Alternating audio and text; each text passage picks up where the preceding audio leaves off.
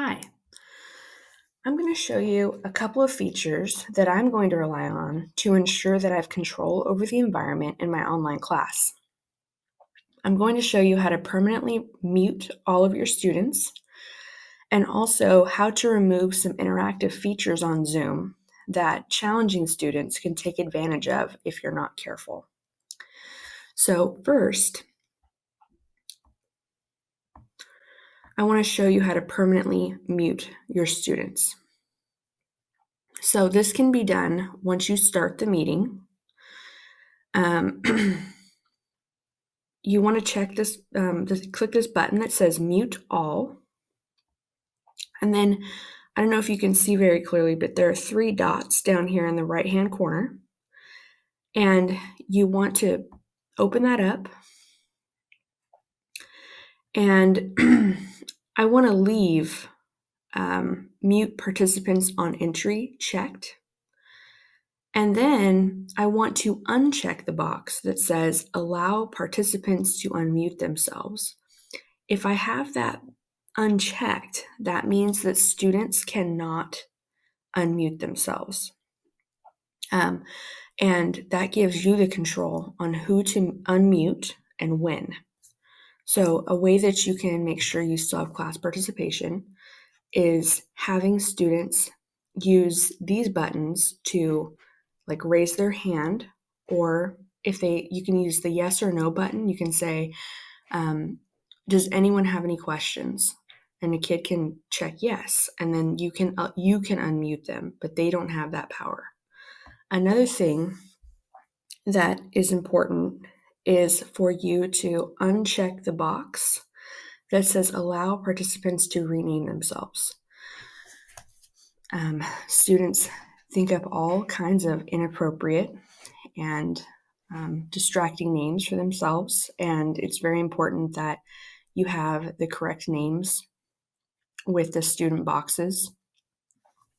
You also want to make sure that you have checked enable waiting room, and then I would recommend that a few minutes into class, maybe 15, maybe not the first day, but in the first week, at some point you lock the meeting, and that makes it so that students cannot come into the meeting without your permission. And this is very important because you want to be able to observe all the students in the waiting room to make sure that no one has anything inappropriate showing before you let them in.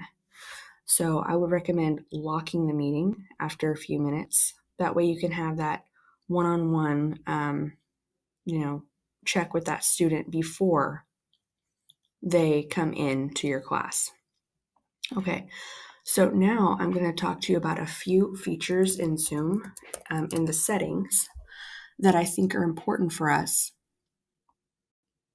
as teachers to make sure we have control over, at least know what they are. So I would click settings, and there are all these security settings that you need to go through and check check before we start the first day. So you want to have the waiting room enabled, and that's important, again, so you can view the students before you let them in. You want to make sure no one's putting anything negative on their screen before you let them in, and you want to make sure that everyone's named appropriately and correctly with their first and last name. You also want to look for this button, Participants Video. It says start meetings with participant video on. I have that unchecked, and the reason I have that unchecked is because I want to make sure that my students are blacked out as we start. They can change it as the meeting progresses, and I don't know how to fix that. I'd rather have black screens until I say they don't have to have black screens, but that's a conversation I'm going to have with my own students. Definitely want to make sure that the administrator has locked the setting that students cannot join the meeting before the host arrives. And then I have this checked, mute participants upon entry. so that you don't have a bunch of noise coming into your meeting as soon as the meeting starts and class is already going. You also want to, I personally have chat unchecked. And the reason I have chat unchecked is because I don't want students to have access to typing messages during my lesson. I think it's distracting first, but second, I feel like that could be a place where distractions happen very easily among students. And I'm also concerned about links being shared to other students.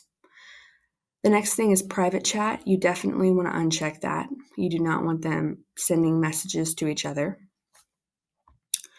And then you want to go down to annotation.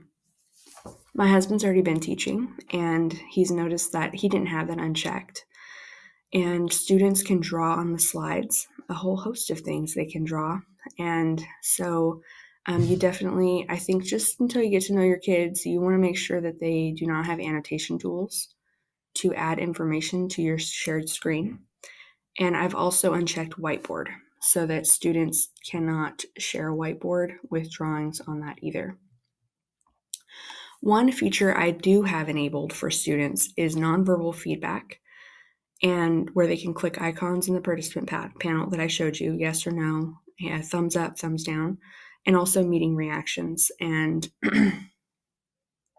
that allows them to show an emoji on their screen, and it disappears in 10 seconds. I'm not necessarily as worried about that as I am worried about them drawing or sharing inappropriate things.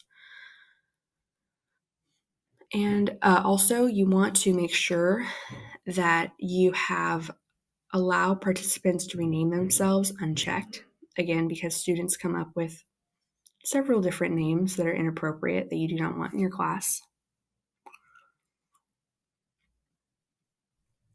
And that's it. That's all I've kind of worked with on mine, making sure that I have those things that I need removed.